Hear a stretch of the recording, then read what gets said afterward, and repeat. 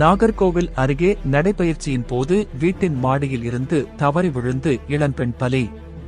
கன்னியாகுமரி மாவட்டம் நாகர்கோவில் அருகே உள்ள திருப்பதிசாரம் பகுதியைச் சேர்ந்தவர் நந்தினி, வயது 32.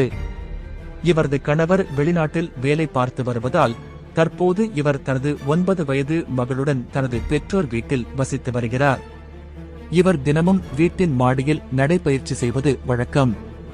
அதேபோல் சம்பவத்தன்றும் வழக்கம் போல் நந்தினி வீட்டின் மாடியில் நடைபயிற்சியில் ஈடுபட்டுக் கொண்டிருந்தார்.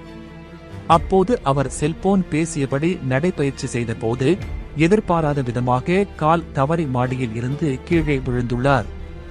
இதில் படுகாயம் அடைந்த அவரை அக்கம் பக்கத்தினர் மீட்டு ஆசாரிப்பள்ளம் அரசு மருத்துவமனையில் சிகிச்சைக்காக சேர்த்தனர்.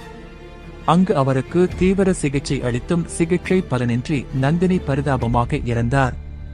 தொடர்ந்து இதுகுறித்ததான புகாரின் பேரில் கோட்டார் போலீசார் வழக்கு பதிவு செய்து விசாரணை நடத்தி வருகின்றனர்.